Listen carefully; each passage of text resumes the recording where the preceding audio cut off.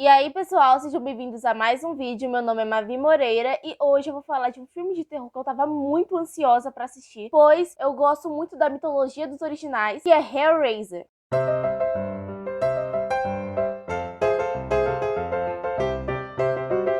Esse filme, ao contrário do que se pensou originalmente, não é um remake ou uma continuação do original da década de 80, mas sim um reboot da história com várias novas reimaginações e adições para a mitologia original do material literário. O filme tá cheio de novos personagens e mudanças visuais de personagens antigos e muito adorados pelo público, e com claros recursos literários, recursos narrativos muito focados para agradar o público jovem, desde a escolha dos personagens principais até mesmo decisões mais estéticas. Acompanhamos a personagem da Riley, que é uma jovem que sofre com problemas com álcool e drogas e que tá tentando se livrar do vício. Porém, ela, juntamente do namorado, bola um plano para invadir um armazém de um rico e ver se acham algum objeto de valor, objetos de valores, para poder vender e arrecadar o dinheiro. Só que, chegando lá no cofre, eles simplesmente acham um cubo estranho, com formas estranhas, e que libera uma lâmina assim que você desvenda o principal objetivo dele. E assim,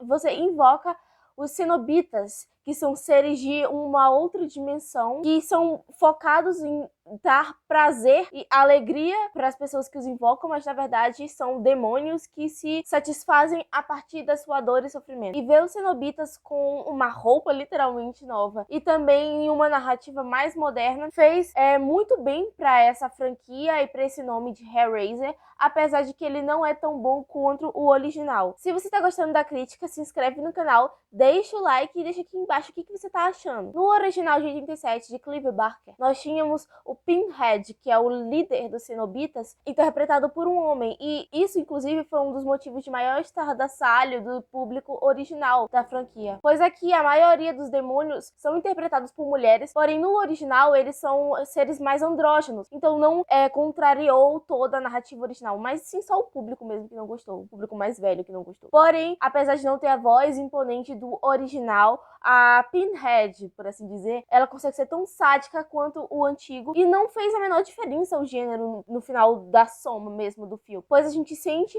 um medo e uma angústia e também uma curiosidade quando eles entram em cena, tanto quanto nos filmes originais. Porém, vários recursos fizeram o original ser famoso e as suas sequências horríveis também, o componente do erotismo que tinha nas tramas, que aqui se perde quase que totalmente. Nós não temos uma sensação de que tem um teor sensual nas cenas, nada disso. E também porque o original, né, os figurinos dos cenobitas eram todos inspirados naquelas roupas de couro e que vocês sabem que são para que são utilizadas. E aqui eles são basicamente vestidos da sua própria pele, carne retorcidos. E que pra mim ficou um visual esteticamente muito melhor do que o original. Também, obviamente, o original é mais datado, mas a nova remasterização pegou essa mitologia nesse sentido e acrescentou muito mais. Ficou visualmente bem mais interessante. Porém, a questão do cubo que faz com que os cenobitas sejam invocados não me agradou tanto, pois no original bastava você resolver lá o puzzle simples e que você era contactado com cenobitas e era entregue para eles como oferenda, já que você tem que se cortar na lâmina que é sacada e que perde mais o teor de dificuldade, pois a personagem principal, Riley, ela vai montando o quebra-cabeça, os puzzles, de uma maneira muito simples. E também aqui eles colocaram incluindo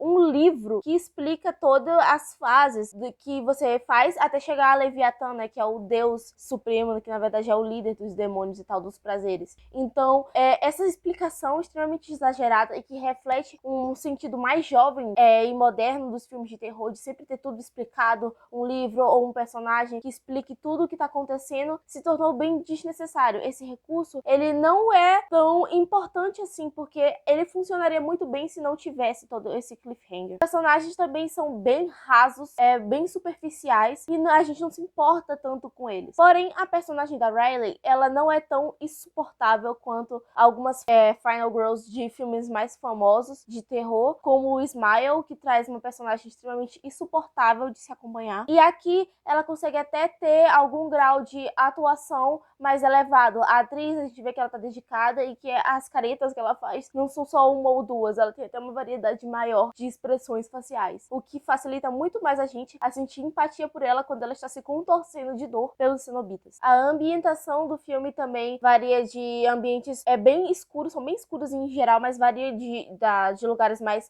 externos, também para a casa, a mansão interna do ricaço, que de fato era um apaixonado por coisas ocultas e que era o portador que comprou o cubo que invocava os cenobitas. E toda essa história de ter esse cara que também quer falar com o Leviatã e isso ser o motivador da Pinhead aparecer, e tudo isso também não ficou tão bem encaixado na narrativa, pois não soou tão espontâneo. As mortes e cada um que foi invocado e tal, tudo isso foi muito acelerado e mal planejado. O roteiro não tem uma sucessão de fatos satisfatória. A gente só sente que as fases estão sendo puladas de uma maneira muito rápida, não tem uma construção tão bem definitiva disso. E eles poderiam aproveitar para construir de fato essa sucessão de fases, se eles tivessem de fato optado para manter, se fosse tão necessário assim, manter aquele livro que explica tudo, então eles utilizassem a personagem principal para ela ir avançando junto com isso. A gente ter mais traços de personalidade, seja ela ser mais metida, ela ser mais egoísta, qualquer coisa que fosse, que não tornasse ela tão superficial assim. E temos um pequeno plot twist relacionado ao namorado dela, que também não surpreende nada e que não acaba não fazendo tanta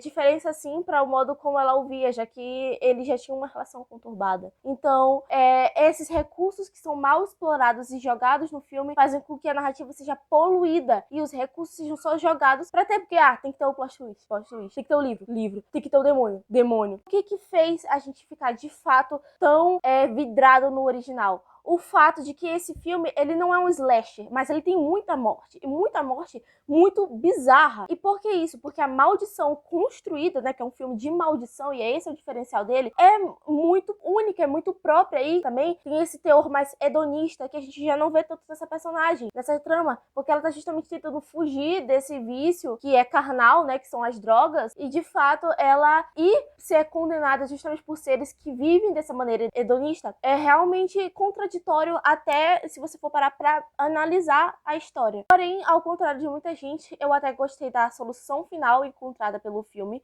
Eu acho que conseguiu finalizar ele de uma maneira satisfatória até pra personagem, pois isso acrementou na história dela, da própria Riley. Então, pra mim não foi tão ruim assim a maneira com que acabou. Porém, eu fico imaginando como que vai ser os novos filmes que vão ter de Hellraiser, porque isso é basicamente confirmado, né? Porque o filme teve sim uma recepção mais positiva do que negativa, o que confirma que vão ter mais 1 ou 2 ou 3 filmes de Hellraiser. Se eles vão explorar de novo essa personagem, ou se vai ser um núcleo próprio e diferenciado, e se eles explorarem essa personagem, como que eles vão utilizar ela como recurso também para que ela seja um novo tutor dos novos personagens, é algo que me assusta para com o que pode acontecer com essa franquia muito interessante. Por isso, eu só dou 2 estrelas para Hellraiser 2022. Se você gostou do vídeo, deixe o seu like, se inscreva no canal, ative o sininho para não perder quando sair um vídeo novo, compartilhe com seus amigos e até um próximo vídeo.